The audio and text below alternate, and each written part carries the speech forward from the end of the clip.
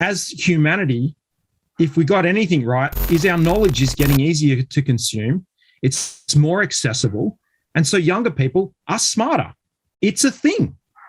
So you might have had that same level of confidence and knowledge 20 years ago at the age of 40. Welcome back to another installment of the Perspective Podcast. My name is Devin. This is my co-host Mitch Harley, and today on this episode we have Kobe Simmet, right? 100%. Awesome. And we're talking about the Kobe story. How did he get here? Where's he going? And just some of the challenges he's faced along the way. So to kick things off, let's just get right down to the brass tacks of things. When you decided to jump into business for yourself and move into that space, what was some of the bigger mental hurdles that you had to face to overcome that and get into the position that you're in right now?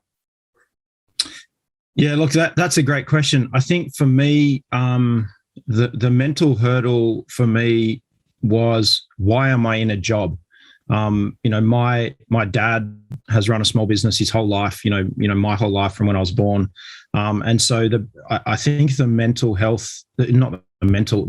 for me was really about, why am I working? Like, what's this job thing? I don't understand it. I didn't understand the politics. People were holding me back. And so it was kind of like, the broader community is, you work in a job, you don't start a business. And so I was in confusion, I think, for me personally. I've always been very entrepreneurial. I love people. I'm a battery charger. I have a lot of positive energy and outflowing energy, and I'm more consciously doing, more things to project more energy, because I know I can have a positive impact on people and make people smile. And so for me, I think it wasn't so much about, how do I do this? How do I start this? It was about, why am I doing something different? And so if you are somebody who kind of knows deep down in your heart that you're destined for something bigger, the simple thing is that you are listening to this podcast, you are listening to this interview, and so you are thinking about this. And so you've got to open your heart. You've got to go, I've got to let this thing out. And so for me, that was really the biggest hurdle, was why am I keeping it in? So if you're somebody who's listening to this podcast, you're somebody kind of exploring that idea of starting a business, or you're in a business, and when you are by yourself and you've got clear mind, you think, you know what, I'm destined for something bigger. You're frustrated it's not growing fast enough. You're frustrated that, why is this a challenge? This should be easier. All that sort of stuff. That's just a sign that you need to do more. Like, that you should be using that to, like, that is the positive terminal on the battery that you've got to connect with, and use that to say, well, if I am frustrated that it's not going as well as it should be, and if I know that I should be doing more, then you should be gassing that up and pedal to the metal. So where was it that you decided, hey, this is the direction I'm going to go? You already had that drive in you. You recognized that I want to be an entrepreneur. I want to do something for myself. And, I could make stickers and sell them online, or I could go down this direction. What was that motivation for that direction for you? That was year 4 in grade school. And when the teacher said, what are you going to be when you grow up? I'm like, I'm going to be an architect. I'm going to run a company. I'm going to be a builder. I watched my dad. That's what my dad did. He's a contractor. And so I was like, this is what I'm going to do. However, I felt, if you look at the journey from, say, here in Australia, grade 4 is like, I don't know what, 12, 13, 11 years old. And then you go into this, everybody else was like, well, my dad's in the bank, and my mum's a teller, and my dad's a whatever, in a job, fire brigade or working for an airline. I was like, oh, well, maybe I'm meant to get a job. And then you go see the career counselor, and the career counselor is a teacher who's a public servant in a school, and they don't have necessarily any visibility of being an entrepreneur or being a business owner. Like, there wasn't at my high school. I went to a state high school, nothing special. There wasn't many people that, that were running businesses. I didn't go to a school where there was lots of contractors.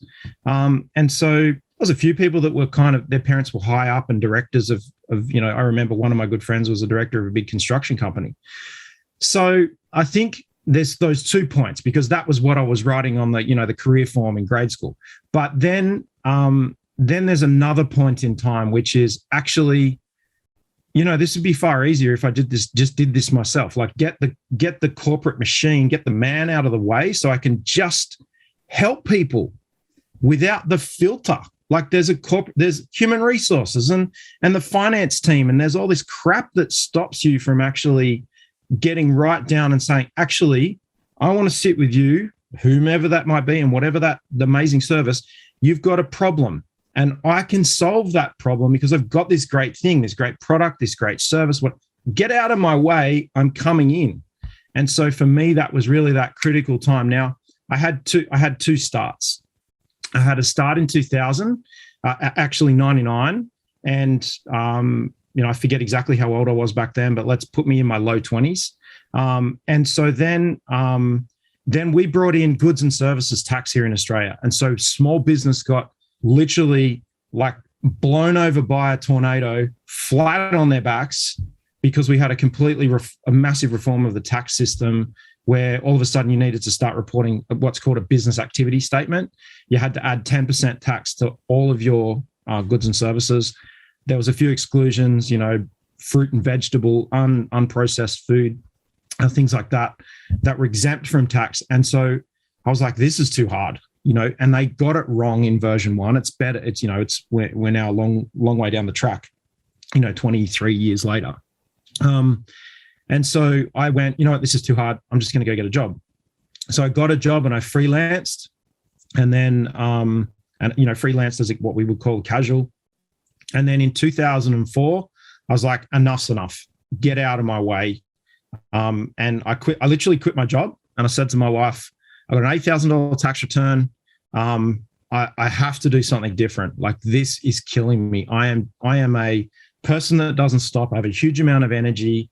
And, I was on airplanes on Sunday morning out to wherever I had to go.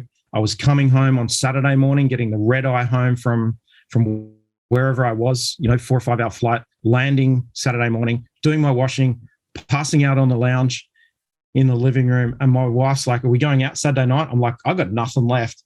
And she gave me an ultimatum. She was just like, I don't see you.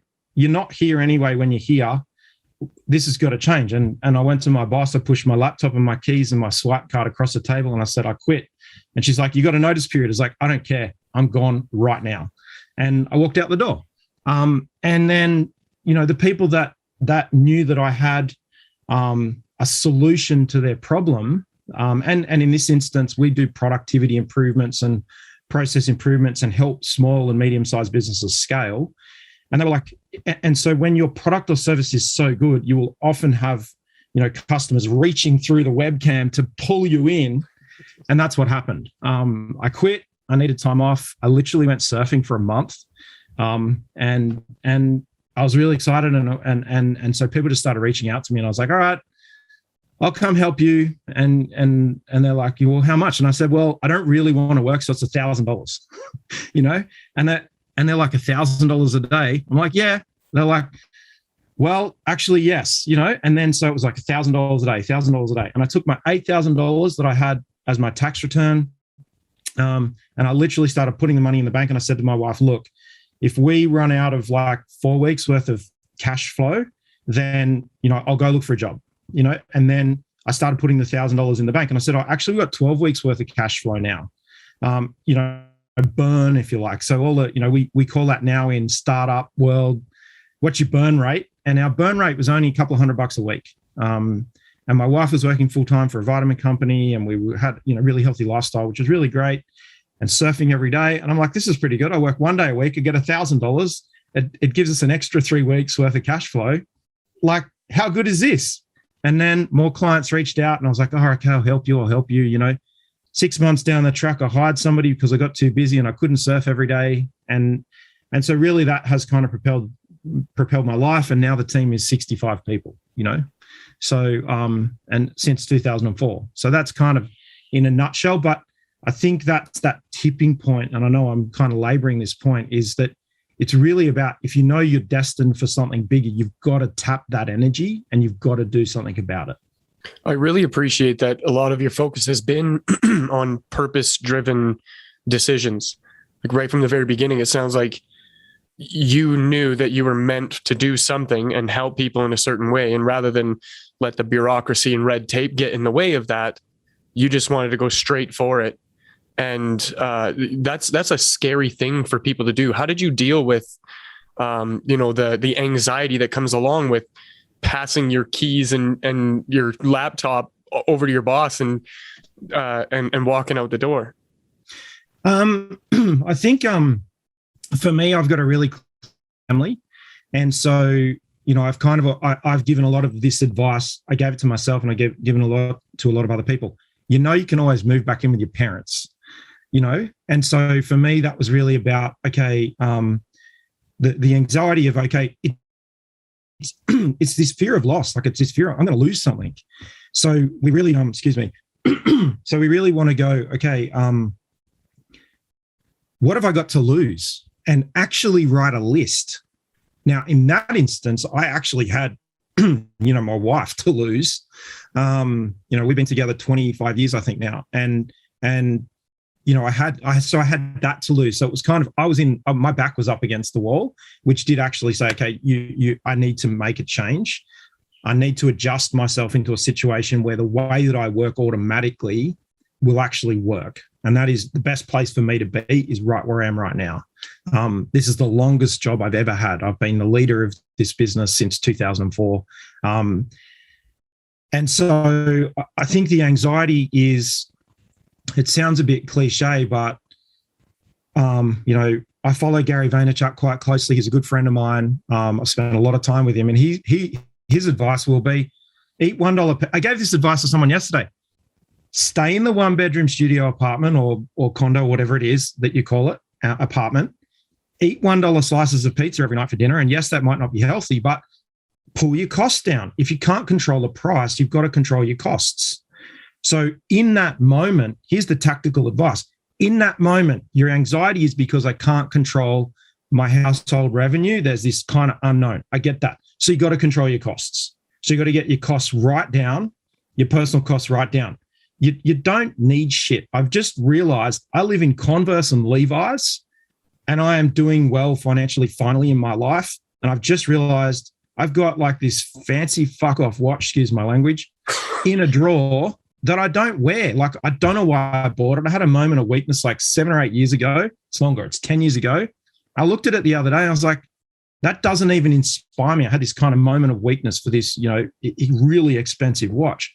So you've got to control your costs. And I think if you're doing it in the first instance, if you're doing it because you want to buy a really fancy car, if you're doing it because you, whatever the kind of tactile things, and that is fine, but there are better ways to make money than running a business. Starting and running a small business is not the fast pathway to making a lot of money. Go make the money working for someone as the number 2 or number 3, if that's why you're doing it. It's about you're really passionate about solving a big problem, a big headache for somebody. That's what starting a small business is about. And, and it can grow to be a big business. It's not about making money. Like every single small to medium business owner, even the big business owners, they'll tell you that there's no money in business for the first 7, 8, 9, 10 years. And you really don't start succeeding for 15 to 20. Yes, there's bloody unicorns out there, and I hate social media for this reason, because we are turning these people that fluke being in the right place at the right time to become the unicorn of Silicon Valley or whatever it might be, That's the lottery shot. They are rare. 100%. Steve Jobs was nobody special. He was just in the right time, in the right place at the right time. And he kind of, all the Swiss cheese effect, he found the tunnel through the Swiss cheese, but it could have been anybody. And he plugged away at it for like 40 years. And people don't acknowledge the fact that Apple's where it is today. Like, I was in the US, down in Texas in 1983, seeing some family friends, and they had an Apple computer, and it was the Macintosh, and it was a piece of shit. And so, and look at what we got today. Like, I was looking this morning on our kitchen bench, there's like 3 iPads and 3 iPods and 3 iPhones and MacBooks and everything. This house is full of Apple devices and Apple TVs everywhere.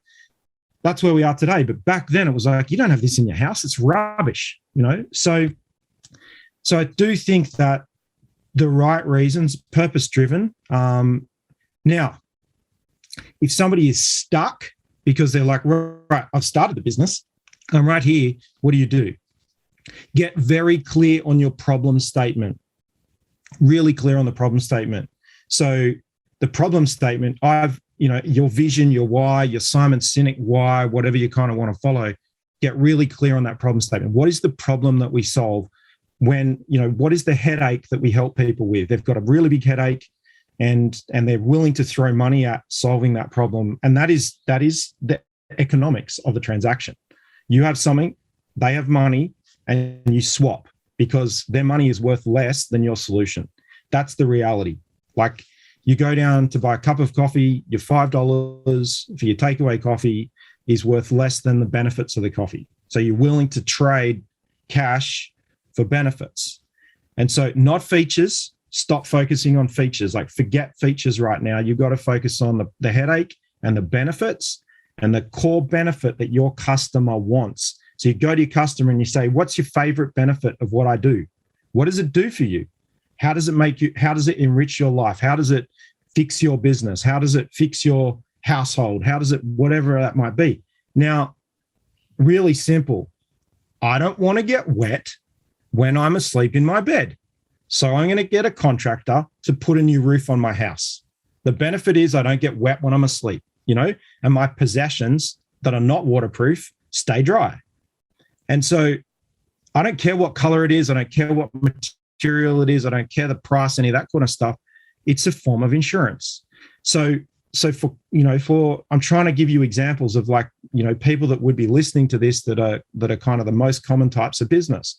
I don't want my pipes to leak. Okay, so we get a plumber. The benefit of using a highly qualified plumber is that your pipes don't explode and flood your house or waste water or those kinds of things. So you've really got to focus in on that. So if you're somebody who's passionate about helping people's confidence to have a safe and happy home, then that could be the vision, that could be the why of a contractor or a plumber. So I think that's probably, I know I've kind of given you a really long-winded answer to the question, but that gives you a kind of a vision of how I think about this. Well, that opens up the door to the idea that, if you get clear on the problems that you solve, how that benefits the people that you're solving those problems for, it creates another challenge, which is, how do you communicate that with the people that you're trying to serve, right? Simply put, I guess that derives a really good marketing plan and a way of taking that message and putting it into a story vehicle to communicate that with the people that you want to communicate that with. But what other challenges in your experience have you seen small businesses face besides that? I think the biggest challenge, in my view, that small businesses have is using the word small. I think if I think about good friends and clients, I don't want it to get too big too quickly. I don't want it. It's a small business. We're a small business. It's a form of victim mentality. I'm a small business. I can't afford that. I'm a small business. You need to be gentle with us. We're a small business. I actually just had a call with somebody today. They're a high level, worked with Facebook, at Facebook as an ads specialist. And we got to okay, well, what is it going to cost me to, bring you on board to my team? And the number was just a little bit out of my reach. But the way that I addressed that was listen, right now, that's not inside of our budget, but we're working towards that. So can I keep your contact information for, the occasion that happens? And it's curious how much of this boils back down to the mindset, the state of mind that you have when you're in business. If you believe that you're a small business and you're meant to stay a small business, you're never going to get past that. And I love that you touched on that point. Yeah, it's really important. Stop using the term small. you're in business. So it's about, it's kind of a word that's got no value. So, even back to like the name of my business, the first business I started and we rebranded in 2009 was Simat Consulting. And so it was like Kobe's Consulting, if you like. And people are like, well, what does it do? And I was like, oh, right, I'm sick of answering these questions, so I'm going to name it what it is. So I think that we kind of like, I'm going to call it Delta, and Delta means this in Greek. And I'm like, forget that. I am the local plumber, So I think, the small relates to the size of the group of customers that you serve, not your internal mindset. The group of people that I'm helping right now is a small group. And that group's going to get bigger. And so if I could kind of inspire people to kind of get out of this small mindset, stop using it as a defense, and in sales, would the real objection stand up? Would the real objection please stand up? Because what you're actually thinking is there is a mindset that is across the whole community, which is, I can't afford that. I was fortunate enough to grow up in a household where my dad is a massive fan of toys. And I just remember this really special day one summer when my dad bought a sailboard. And it was it was amazing. It was brand new. We went to the local store that sold sailboards, and my dad bought this sailboard. Nobody had them. We were like, I come from a sailing family. And so it was really exciting. And my mum's like, yeah, your dad lives by this philosophy that he who dies with the most toys wins. So I grew up in this household where it was like, it was never, we can't afford that. My dad was always like, how are we going to make that work?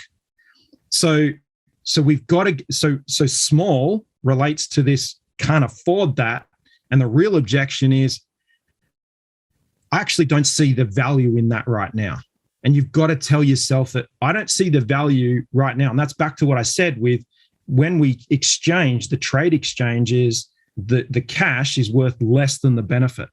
And even you've got to flip yourself around and you've got to say, actually, my money is at the moment is worth more to me than the benefit of that thing, or at least my understanding of the benefit of that thing.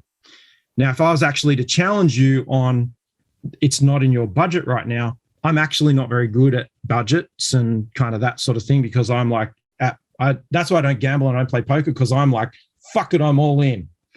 And that's how I run this business.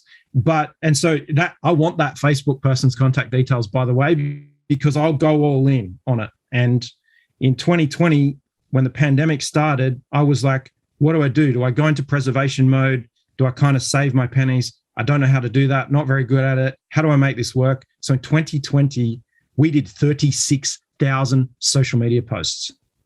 36,000. We were posting 100 times a day across 5 platforms. It was off its head. And what that has done for our business, I was just like, well, what do I do? Like, we're in lockdown. We're here at home. I got to keep my team busy. Have I got cash to burn to keep going? Like, I am going to sink this ship trying to keep it afloat.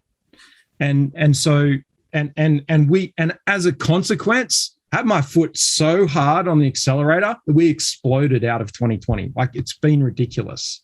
Now that's got its other challenges about burning people out and monotony and that kind of stuff. And none of my team have had a holiday because we've been in and out of lockdowns. Like, we're in a tight lockdown right now. And that's a challenge. Like, we're like, all right, everybody, we're shutting the business for 2 weeks this Christmas. I need everybody else to take 2 more weeks. I get you're in lockdown, but like, turn your computer off, shut the screen, go outside for 2 weeks, like sit in your garden for 2 weeks, do whatever you got to do. So that's a whole nother challenge. But I think that small mindset, that small mindset is something that, so back to, you were destined to do something bigger. That you're inspired. You're like, you're looking in that direction. And so you've just got to let it out. And I think that if I can inspire one person from this conversation to, I'm going to stop using the word small. I'm just going to stop. It's not big in fact, don't use the word big and don't use the word small. Just use the word business. I'm in business and I'm not even there in business. I'm here actually to help people who have this particular challenge. And so I should have started with this, but start with why it's important. we are passionate about helping organizations to be great places to work. Clarity, transparency, frameworks, guidelines, more importantly, goals, plans. What's the plan? So they're a great place to work. So we can unleash people's potential. The second thing we're there to do is help the customer experience. So we want to be focusing on helping companies, the customers of our customers. We want them to have an incredible buying experience, because by default they go, hey, those guys have been working with best practice. I can feel it. I can feel it about them. They care about us. They're purpose focused. They're always trying to improve the customer's experience. They're completely 100% laser focused on the customer's experience. And there are other stakeholders as well. Some of our clients work in quite heavy duty compliance requirements, oil and gas, things like that. So it's by default, they can be really tight, intricate service level agreements and things like that. And more importantly, that for I'm going to use the term, and I apologize, small and medium enterprises, that they actually are an investment. They're not a noose around the business owner's neck, that they become something that they can, that benefit from. And I'll give you an example. I literally 2 weeks ago have just come back from 9 weeks off. Now, anybody looking at our social media and our business operating, unless you went into our YouTube channel and watched my vlogs, you would have realized that, yes, I was away, on a road trip. I've been able to do that. And so it's kind of cliche, but the best way to grow a small to medium enterprise is to gear it so you can take 12 weeks off, because it will really unpack the biggest pothole you have in your business. And the first time I did it was in 2008. I traveled the West Coast of South America with my wife. We caught 52 buses. I'd started a business, but we went back backpacking. How do I get this business to run so we can go backpacking? And I came back and I realized I had given everybody, I put 3 months worth of wages and salaries in the bank, and it was in there in cash. So while I was away, everybody would get paid. I had sold myself till there was no leather left on the bottom of my shoes, and they had 3 months worth of work to do. In fact, 4 months worth of work to do. I got back and we fell flat on our face. Like, I walked back in the door, the cash was almost used up, the work was almost done, and I was like, right, what's next? And they're like, no one had sent a quote to any customers for 3 months. I hadn't actually put a salesperson in place. And so I was like, oh, right. So we kind of had a flat spot and we rebuilt from there. And I realized, actually, okay, that's the thing that we need right now. We need a salesperson. And so we went into sales mode, and then I was like, oh, I got to feed this beast. We went into marketing mode, got to generate leads. And then that's how this kind of business grew. So I think, it is, and coincidentally in 2007, I read a book, How to Grow Your Business by Taking 3 months Off. I was like, give me that book. Perfect. Yeah, perfect. I love the idea of the fail fast, fail frequent, fail forward. It's been a huge part of my mantra. In addition to ready, fire, aim. These ideas that, you can only do so much to get prepared. And until you're actually in the mix of things, there's nothing else that you can do. And so for you, taking 3 months off and building a business that ran itself for that amount of time, that was the dream. But then to come back and find out, oh, wait a minute, we're missing some pieces for this machine to continue to function. And that's the learn. You learn that from that small failure. Nothing completely fell apart. I'm sure that there was some very heavy duty challenges that you had to deal with, but just that idea that you would have never known to add that in or supplement that team with, this other thing, if it hadn't been for you being brave enough to go and do something like backpack the West Coast of South America. And I got home from that trip and I landed, forget the sales challenge, the day the GFC happened. Oh my goodness. And it was like boom, boom. So yes, it was a massive challenge, but it's all good. So before we get into the what holds people back conversation we have, I want to go back to something you said, because it really resonates with me. So lately I've had this question come up to me from people that I talk with, and I sat down with somebody that owns a restaurant. I tore apart their business at 12 years. They've ran it. It's been profitable. And in 24 hours, we found like another 15% of profit. And, I've done this with a different, and they come with like the same question, because I don't have university. I don't have college. And they're like, I'm fairly young compared to them, right? Like I'm 32. And they look at me and they go, how do you know this? How did you just do that? Right? I've done this for 12 years and I didn't figure that out. How did you do that? And I've had to come up with an answer to myself. Like, how did I learn this? How do I know this? What was for you to sit on that beach surfing and somebody, phone you and say, we want your services. And you're like, oh, okay, $1,000. What was your background? What caused you to have the ability to actually have that service that you could value there? And people were like, yeah, I'm on board. Yeah, I think I talk a lot in analogies, and so I'm going to give you an analogy. My family moved around a little bit, but at one point we lived in the same house for 15 years. And part of my story is that my dad's business failed and we had 4 days to move out of that house. And I just remember how much shit we needed to get out that we just hadn't used. And so someone who's running a business for 12 years will go through obviously highs and lows, and they've built up goodwill and they've got a good percentage of repeat business. But what a younger person has in both those scenarios, so myself in 2004 and yourself recently, you haven't got any baggage. So you have what I call very clearly the 3 legs of a stool. You haven't got a stool that's like it's not a 44-gallon drum, right? It's got 3 very clear legs. And as you get older, your stool grows more legs. Let me tell you what the stool legs are. They are, first and foremost, is knowledge. So you've got some recently acquired knowledge, and you've got, maybe you've been plowing through the books. Like I'm an avid reader, like around my screen right now, there's books everywhere. In my office, in my studio, there's hundreds of books. And so I'm like picking up recipes. I've got, let's call these, they're all business books on marketing and sales and mergers, acquisitions, etc. Let's call them recipe books. So I've got these recipe books. So you've had your head in the recipe books.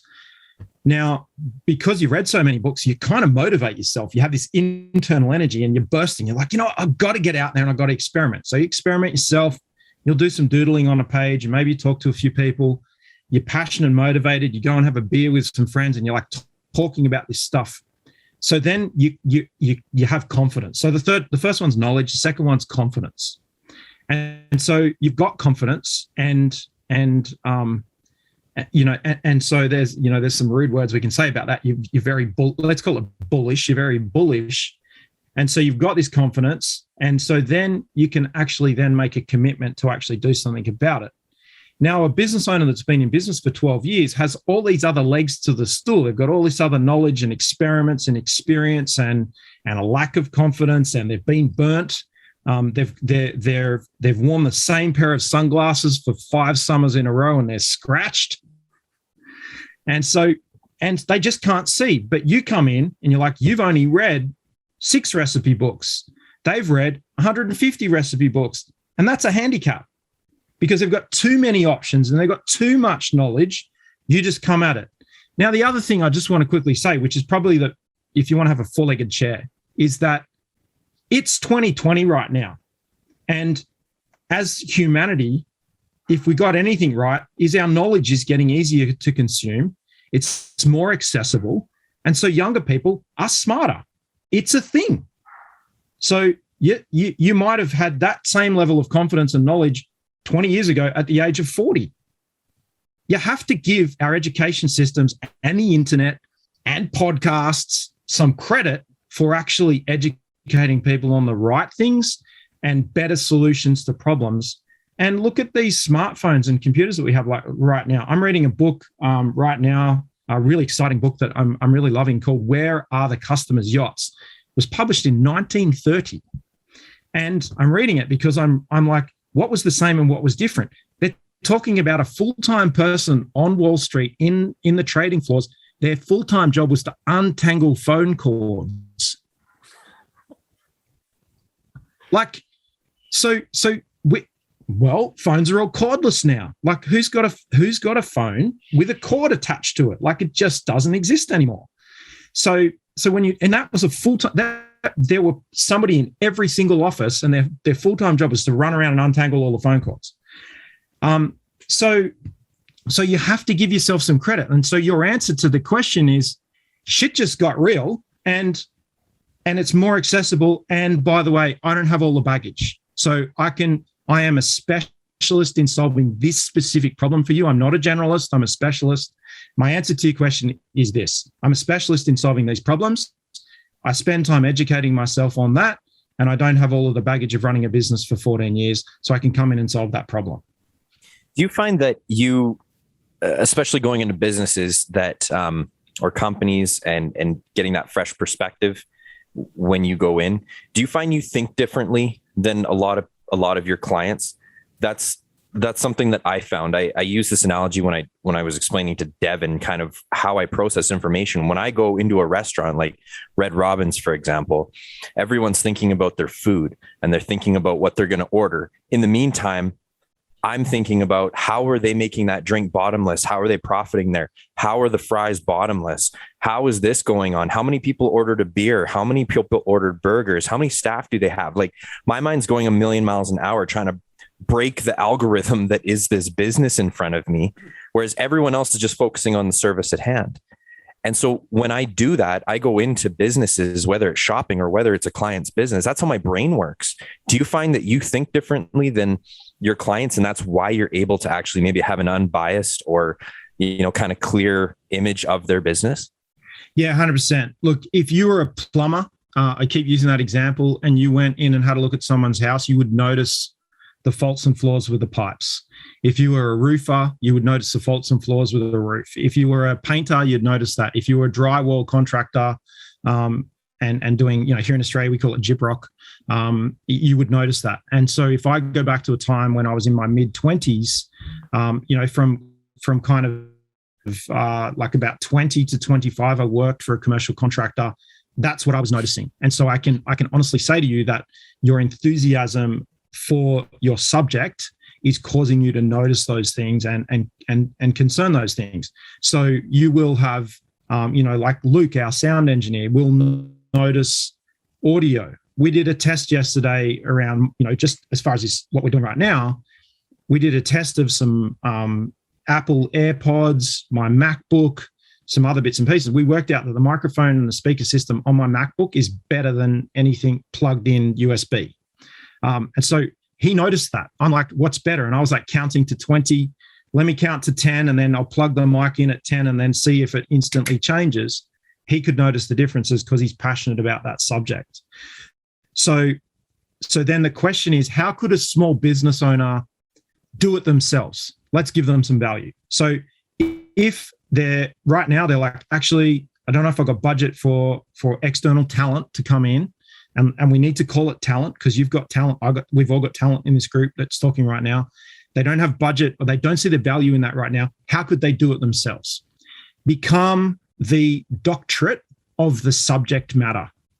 And I think that's really important. And particularly restaurant owners, they go very deep on the flavors and the tastes. And we're going to sprinkle it with this, and we're going to do this kind of stuff, and we're going to make it amazing. We're going to be Gordon Ramsay or pick a celebrity chef. They haven't become the doctorate of how the business functions and the business model. They haven't become the doctorate of being a leader of the team. And so, I've worked in hospitality. If you don't control the environment and a leader steps up, a toxic chef will kill the business. And there is the egos of chefs is out of control. And if you haven't got a strong leader that is leading the business and getting the chef to focus on making amazing food, it will kill the business. I've seen so many businesses die that way because the chef is sitting in the kitchen trying to get food out the door and forgetting the fact that the front of house staff are dealing with 1,000 different personalities of the customers coming every day and doing that sort of stuff. So you've got these front of house people running backwards and forwards from a toxic chef out to a customer and trying to keep customers happy. And that's how you break floor staff and service. Can we just do a podcast on restaurants? Because you're speaking exactly my problem that I'm running into with a client right now. 100%. Let's circle back because I have a diploma in tourism and hospitality management. Like from 94, 95, I destroyed myself in high school. I failed every single thing. I didn't get a single thing right. I hated high school. There's been stories written about that. A couple of people have interviewed me and talked to me about that kind of high school story. So my mum said to me, you either got to pay full rent to live here or you can study. And I was like, I got to study. I can't afford to pay mum rent, when I was 18 years old. And so I got myself into a hospitality college. I worked in a whole bunch of really, really, really nice restaurants here in Sydney, Australia, with all the top chefs and all the top restaurateurs. I was at a restaurant. We won the American Express Awards for best restaurant in Australia. And so I got a really good basis, and you can see some of my wine collection behind me. I've developed this ridiculously expensive taste for wine, but as a consequence. But what I did was I studied for 2 years how to run a 5-star hotel full time. We can go deep on that subject, but I take that. And so I literally use that. One of my filters, when we're trying to solve a problem in business, here's another tip for everyone listening. When we're trying to solve a problem in business, instead of trying to solve the problem, I want to empower my team. Culture is about having your team able to make decisions in your absence in the way you would make a decision. So I spend 99% of my time training my team how to make decisions. So I give them this statement every single day. Okay, they're talking about a problem. What's the 5-star version of the situation? How would a 5-star hotel solve that problem? What would we see as a customer of a 5-star hotel? Now, unfortunately, now there's 6 and 7-star hotels, but let's put that aside. What's the 5-star version of this situation? And it does say, okay, well, we should focus on the customer. We should focus on the other person. So it's a form of empathy and empathizing with the other person. What's the 5-star version of this situation?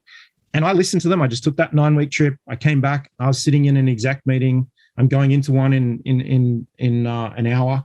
And I will hear them say that.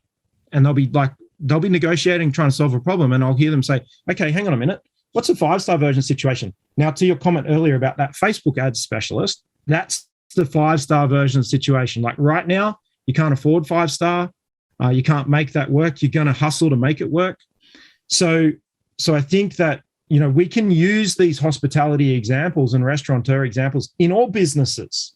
And I think that is one actual complaint of contractors. And I know I keep coming back to that, but small business contractors, plumbers, roofers, bricklayers, all the different contractors, they don't have a 5-star service, and they don't turn up when they say they're going to turn up, and they kind of don't finish the job how they say, and they don't put the effort into the presentation of the food on the plate like an amazing chef would. So we can learn examples from other industries. So I just want to give you that other credit for your abilities. You get to see other industries. That restaurateur that we talked about earlier, they've been in that same restaurant for what did you say, 12 years? They haven't got any context. They've got context of other businesses as a customer, but they haven't got they haven't been into 4 different brands of engine as a mechanic. A mechanic that's working on Nissan and Toyota and GM and Chevy and, Ford. They're getting to see the benefits of the best bits of each one and saying, actually, we can actually take some of these parts and put them together to make something really good. It's crazy because I think about, and I think we've talked about this on the podcast once before, empowering your team to make decisions for you. There's an old style of management that used to be very task oriented. So the hierarchy is, the boss. Here are your tasks. Complete those tasks, then come to me for more tasks. But that's old. It's and it's ineffective and it doesn't work anymore. Versus the newer version of management, which is goal oriented.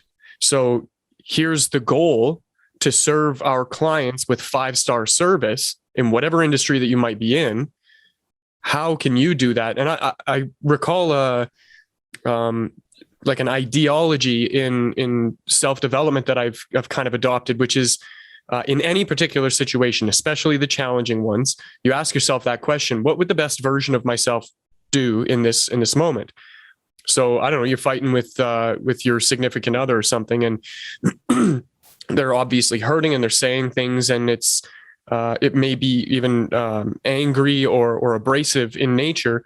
And when you receive that information, your first reaction is to become defensive and attack back. And that's the ego talking, which I think you touched on before.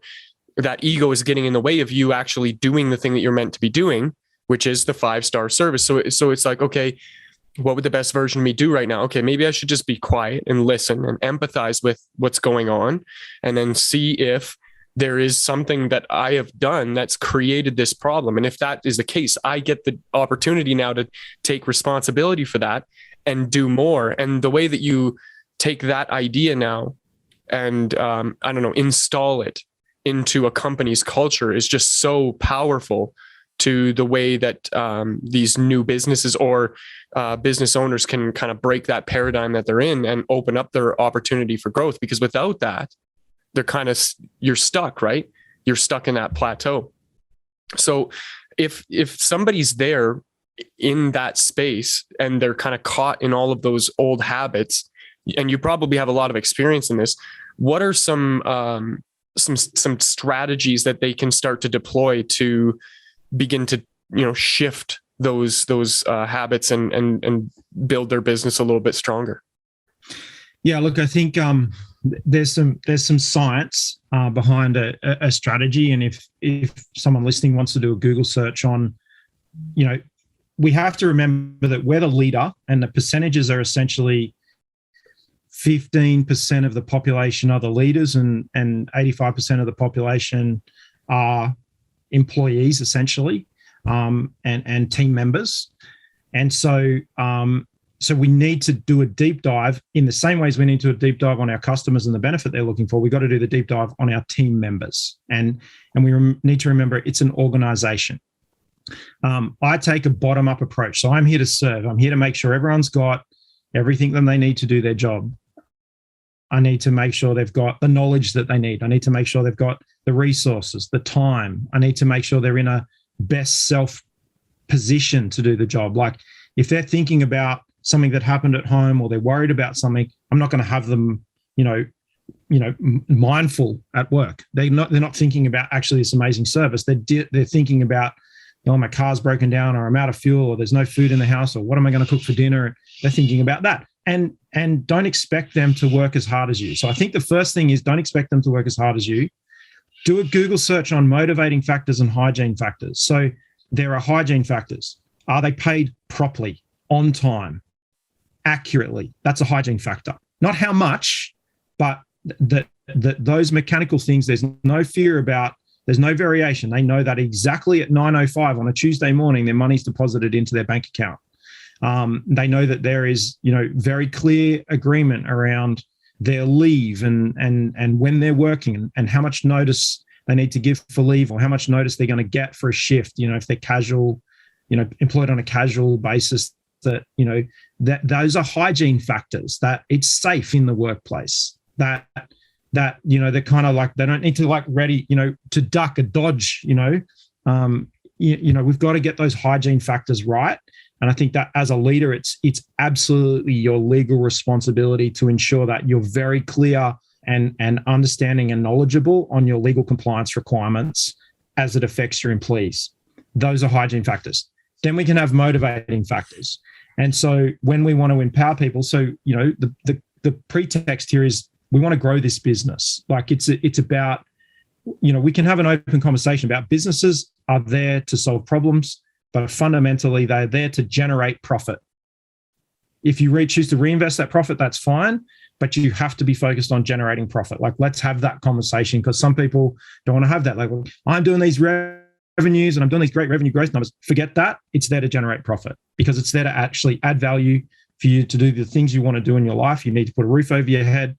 You need to do with all the stuff at the bottom of Maslow's hierarchy of needs. You need to have a roof. You need food. You need to look after your family. The business, you've chosen a pathway to earning an income that is uncapped. There's no top. And so you have to have that frank conversation with yourself about it's there to generate profit. Then with motivating factors, and I was actually, we've got a number of businesses in our kind of family group. There's about 250 employees between me and my brother. And we spend a lot of time talking about motivating factors. Now, I was with a business owner last week and they were like, it's too hard to get people. No one wants to work. I live on a thin strip of Sydney where there's 25 of the best beaches on the planet out the front of my house, and it's warm water and it's safe, and the outdoor environment is incredible. Sydney, Australia is a 5-star paradise, and these business owners are saying no one wants to come and work, and it's at a yacht club on a slipway doing bottom paint on boats, and this business owner is like, no one wants to come and work on the slipway. The boats are getting hauled out. All the junk is getting high pressure washed off the bottom, and it's black paint, and no one wants to do that. I said, that's a load of rubbish. I said, I know other places where they have a huge amount of fun, and people are like banging on the door saying, that sounds like a fun place to work. I want to go there. We have in one of our businesses a powder coating factory. Part of the factory is powder coating. It's a sheet. It does industrial design. Does these incredible projects, but one part of it is powder coating metal. I walked through there yesterday. There's guys in white suits. They are green because at the moment we've got a supermarket chain that's ordering a heap of hand sanitizer units for COVID. We're making all of those to keep those supermarkets safe, and these guys are painting it all, spraying it all green. They're covered in it. We have guys from our local community banging on our door, queuing up the front at 7 a.m. in the morning to work for us in that part of our factory. It's base dollars. The hotels, like the public bars, are not open at the moment, so there's no word of mouth. They are hearing rumors through the community about how good it is to work there and how good it is to work for us. It is dirty. They get absolutely filthy. It's hot. They're dealing with a 240-degree oven. They're lifting all day metal components and hanging them on racks and sliding them, spraying them. They're rubbing everything with rubbing alcohol to clean it. It is a filthy job. There's only kind of one job that's sturdier than that, and that is maybe like bags of trash full of maggots into a tip, So why is that? We do two things, very simply two things. We buy everybody lunch every single day. And so they are curious about what's for lunch today. It got Mitch's attention. I'm in. We get truckloads of KFC, we get truckloads of Subway, we get truckloads of burgers, we get truckloads of barbecue chicken, we get truckloads of sushi delivered, and I think we might spend $300 a day on lunch to feed all these guys, and they eat like horses. It's like The second thing they do is we bought them an enormous stereo, and they run they're DJing all day. So none of them can go clubbing. There is this enormous boombox, and then there's a Spotify iPod sitting on top, and they take turns DJing, and then they just spend the whole day razzing each other about the shit music that each person chooses. They have a lot of fun, and you should see the smiles on their faces.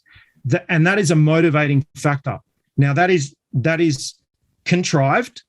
We've seen what works. We doubled down on it, and we went, actually, for the productivity levels that we're getting out of these guys, it's a no-brainer. And we've had to work around COVID requirements and social distancing and masks. Everybody's wearing masks in our factory all day in a hot, dusty environment. And so it's like making sure that everybody is getting 2 or 3 masks a day that are disposable, making sure that everybody's looked after. There's all that kind of stuff. And so the fact that we have a 40-foot shipping container full of disposable masks out the back of our factory, and if they need to take a handful, if they need to take a couple of boxes to take home for their family, they take it. And so there's those things right now in this environment where it could be completely incredibly toxic, and we couldn't be, and by the way, we're doing meaningful work. So, they're proud of the work. They can see their work in their local supermarket when their family goes to do the shopping. And they're like, I painted that, at the local supermarket. So hygiene factors and motivating factors really important to empower your team and focus on that. We've got this really technically competent, smart bunch of business coaches and recruiters and best practice assessors. We sent everybody out hampers this week here in Australia today. It's Are You OK Day? That's today. And that is a campaign to say, hey, reach out to a friend and say, are you okay? And I'm a massive advocate for mental health and mental, awareness of people next to you that might be struggling. And so, deep down, it's also about suicide prevention. But, that for me is something that's really important, is to be saying, okay, well, here we can do this. And they are getting a great sense of pride. And it's something that you can say. Now you can say, so we sent these hampers to everybody in the team. Are you okay? It's got some chocolate bombs for hot chocolates and some brownies and some marshmallows.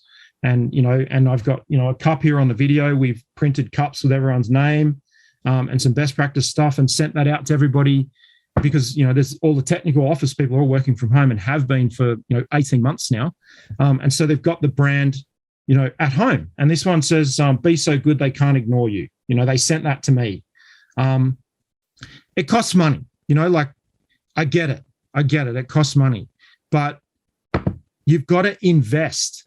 If you want to get a dividend, you've got to invest. And this is back to that small business, small victim mentality, is if you don't invest, you won't get the dividends. The bigger your investment, the bigger the dividend. Mitch actually talked about this at our second or third podcast about the cost of taking coffee. We go all in. Yeah. Do you remember that? Yeah, that's what was going through my mind. The water cooler, right? Taking away the water cooler because you wanted to save $15 a week, and because you thought people were, lazy because they're standing around the water cooler, when that's their mental recharge. Taking advantage of you. Yeah, taking advantage of company time. But the example that you have, what I think is beautiful about that is not that just you're showing you're looking after them.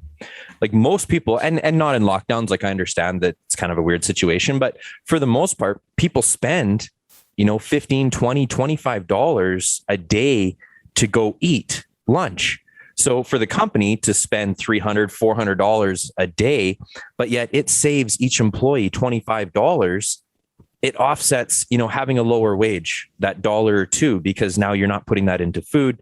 It's just straight take home and you're being looked after. And so it's kind of a win-win. And I love seeing the bigger picture when businesses appreciate that and looking after their families as well, saying, if you need to take this home for your family, go take it for your family. Like that means so much to employees. And I think businesses, especially small and medium-sized businesses that I work with, they like the concept of it, but they have no way to apply it. No one's ever showed them how to actually present empathy to their workers. They like the concept, but they don't know how to apply it. And they're missing out on that beautiful opportunity, not just to help their clients, but to help people that want to invest in them with their time. Yeah. I'm going to say to you, when I started, we had a great little team back to that kind of time when I took 3 months off. And, some days we would go out to lunch together and I would shout lunch. And then, we would play carpet lawn bowls in the office. We got these tiny little lawn bowls I got from my grandmother. They're like antique, and we play with them in the office, and we did that. And then the business started to grow and money got really tight. And so some of those things, I stopped doing some of those things, and I can acknowledge a time when I kind of lost the value of that. And it had, now I look back, it had a toxic impact on the team and the business. So it is, I get it. If money is tight, it's a hard thing to kind of think about. But let's talk about restaurants, a staff meal, I can think about a time when we used to all sit down before the shift started or after the shift and sit down and have a staff meal. And it was kind of whatever was kind of available from the team, in leftover food kind of, et cetera. And I think that if you can think about things that are kind of, low cost to you, high value to your team members, fundamentally there's something that they're proud of the organization that they're working for. And so, what are perks that you can add in and give to people from your organization? What are some of those perks? Because I think if you can use that, it's a small thing, and it's those small little things, and we can break it down in terms of what it might be. But it doesn't always have to be gifts. It doesn't always have to be something that, if you can't afford to send hampers out to everybody right now, like what we're doing, and I will acknowledge that not everybody values that. Some people are like, this is a waste of money. Why are they doing this? Well, if someone's thinking like that, they probably shouldn't be on your team anyway. And if you suspect someone thinks like that, start thinking about exiting them from your business, because they're not a A player, they're a B player or a C player. That's not the culture you want to have, because they'll have that attitude towards other parts of your business. But if they might go, oh, I don't know if I agree with that, but I can see why it's good for other people, then they're the people that are a B player and you can coach them up to an A player. But what I can say is that there are 5 love languages. Gifts is one of them. Words of affirmation. So if you can't send out hampers, make sure you're thanking everybody every day. Say, hey, I really appreciate the effort that you've been putting in. I know it's been tough, but I just want to make sure that you know that I value your efforts. That's a compliment. Quality time. I try to do one-on-ones with as many team members as I can. And so we've had to shorten those one-on-ones down to kind of 15 minutes because my calendar is really full. But when I open up with a question, they all laugh because I ask the same question. They come on the screen and I say, what's on your mind? And I just sit in silence. And for them, that's quality time. Right now, because we're all locked down and that kind of stuff, I can't give them a pat on the back. And I know touch is a funny thing in the workplace with sexual harassment and that sort of stuff. But we come here, I'm going to sexually harass you. And we have man hugs in our office. And we kind of make a lighthearted. If someone's uncomfortable, I create safe space for them to kind of share that actually I'm not comfortable with the whole touch thing. But, and there's we joke, I'm known for calling everybody handsome and everybody hot stuff. Hello, hot stuff. Hello, handsome. How are you going? And so that's the positive energy. And so I use those 5 love languages from Gary Chapman in our office every day. I have done I read the book 6 years ago. It's in quick drawer on my bookshelf here in my office. And so, there's gifts, there's words of affirmation, there's acts of service. What little bugs can you fix in your software system that are frustrating people? There's touch, and then there's quality time. And so as a business leader, your job is to work out the love language of your team members and then deploy what's the bucket that they most want filled by you. And then don't send the hamper to the person who doesn't like gifts. I hate gifts. Don't give me shit. I don't like that.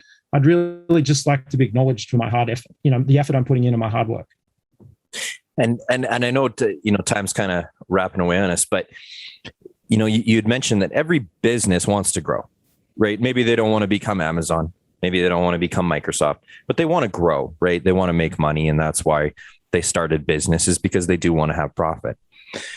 What do you find as a commonality? Because I got my own opinions on this one, but what do you find as a commonality that holds businesses back from growing? It's not that they don't have the goal or the desire to grow, but something is holding them back. My personal thing is they lack, first of all, a proper culture so that their business can be sustainable, but they also don't fully implement proper customer service or understanding people's roles. And I think that hinders them. What are you finding as you're working with businesses? I want to start by saying I absolutely agree with that. And I just want to give you something that sits in front of that, which is it's routine.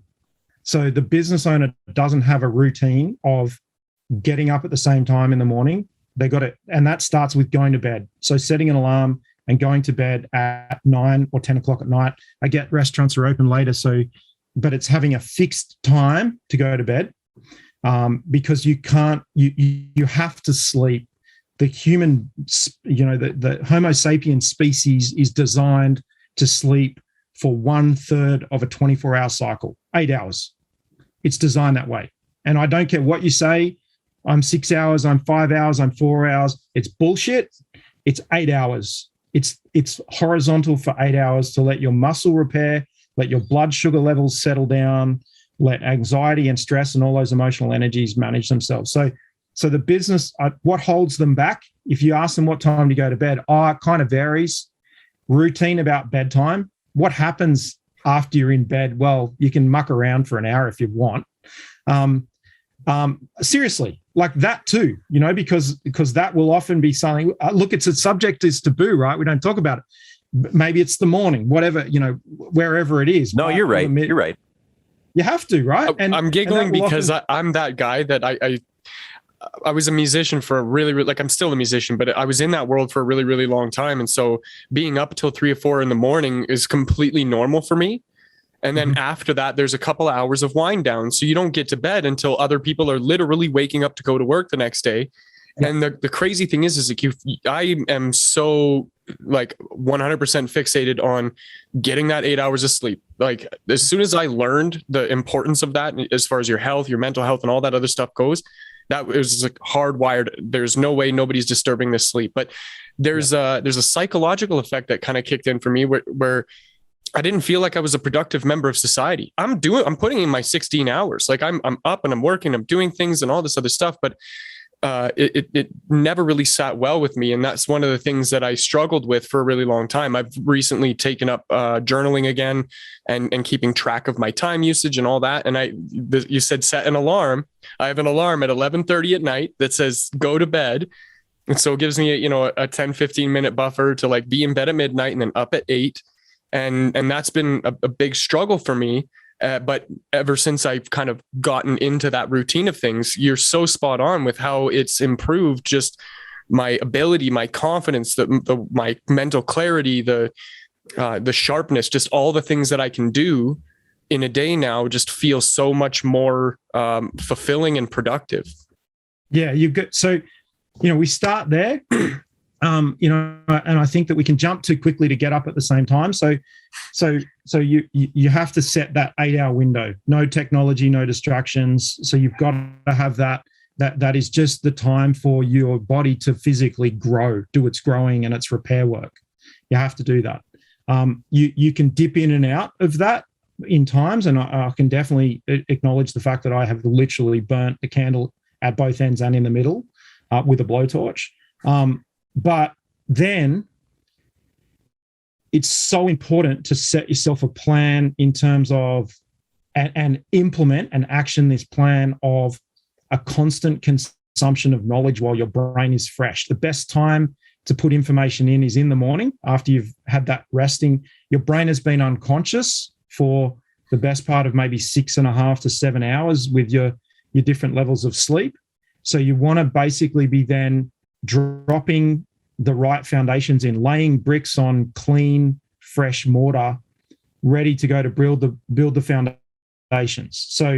So building those foundations. So I would strongly suggest that consumption of business books first thing in the morning. Try and avoid.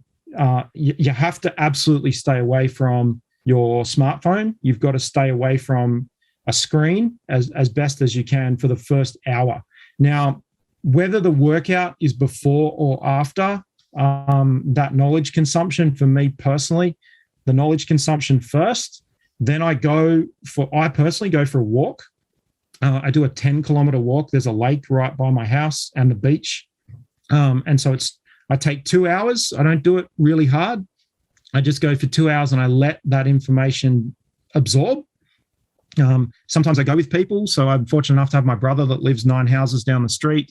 And we take our dogs and we go for a 2 hour walk.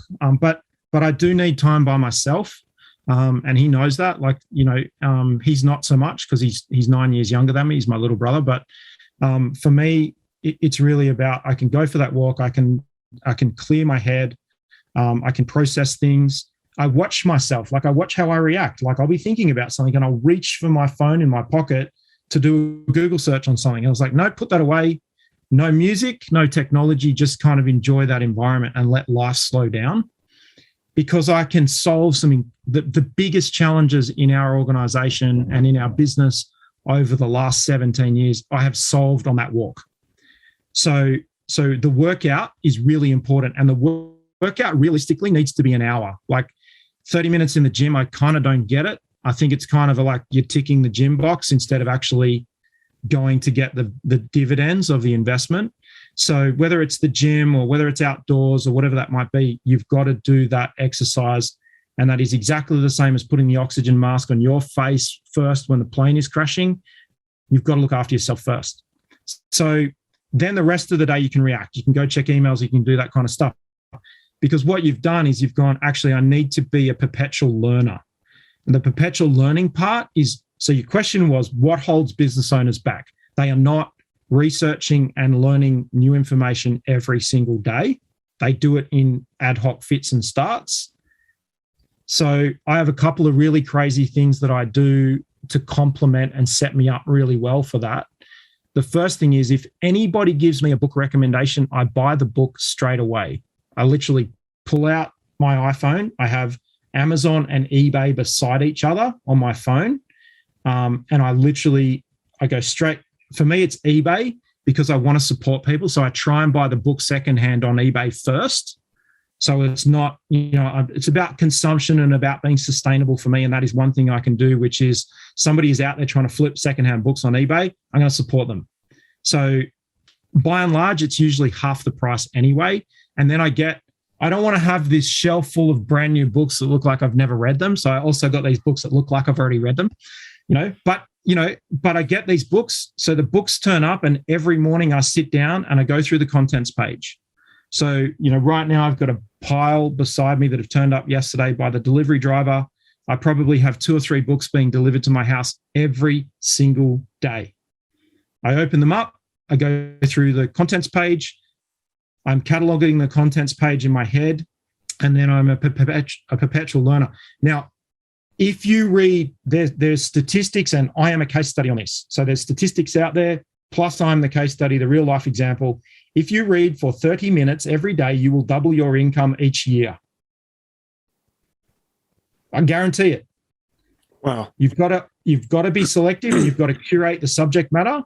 But if you read for 30 minutes and then you implement, I guarantee you will double your income. So for business owners, and when I'm talking about income, I'm talking about profit. You will double your profits because you will become more aware from people that have solved the problems you're trying to solve on a daily basis. So right now, like yesterday, I haven't even looked at it yet, the Intelligent Investor. Tim Ferriss put a post up last week. He did a podcast, and he and another guy were chatting. They recommended 5 books each. I saw the post on Instagram. I went on to Tim Ferriss's podcast. I got the list. I bought all 10 books. Half of them have turned up. So, and that was one. That's a book recommendation by Tim Ferriss. So when Tim Ferriss makes a book recommendation, buy it. I've got Warren Buffett's memos. I've got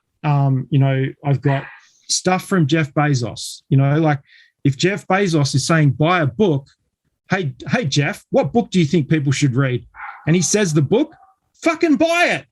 Like it's advice, right? And for business, like that guy has got more context and more visibility of economics and economy than anybody.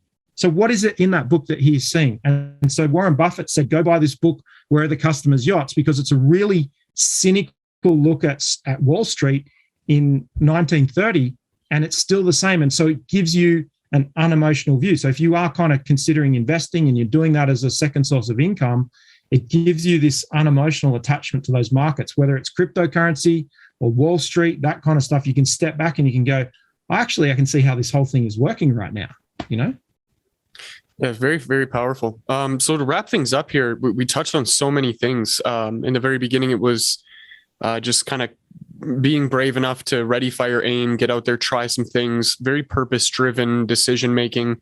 If you feel like you're meant for something bigger, then go chase after that thing because you're doing the world a disservice and not doing it. And we went into how to streamline your processes and systems by creating routines and developing your habits. Self-development is such a huge part of, I think it's a common thread in everything that you've shared today. And taking what you learn along the way and using it to benefit your business and the people around you and building that culture is such an incredible piece of that puzzle to help people to scale up their businesses, earn more income, get their freedom back, all the things that they've actually been looking for aside from creating themselves a job. If there was like one magic bullet solution for people who are stuck at their plateau in a sentence or two, what would that look like for you? Do more. That's beautiful. I think that's a great place to wrap this up. If you're listening to the podcast, make sure to subscribe, leave a rating for us. It'll help other people discover this so that we can continue to pass on this really great value. If you're watching on YouTube, drop a comment, subscribe, all that kind of stuff. And if you're catching this anywhere else, and you want to get in touch with us, you can email us at emailtheperspective@gmail.com. And me or Mitch will get back to you as fast as we can to help you in any way that we can support your business and your growth. For now, that's the end of this episode, and we will catch you in the next one. Bye for now. Thanks, guys. This was fun.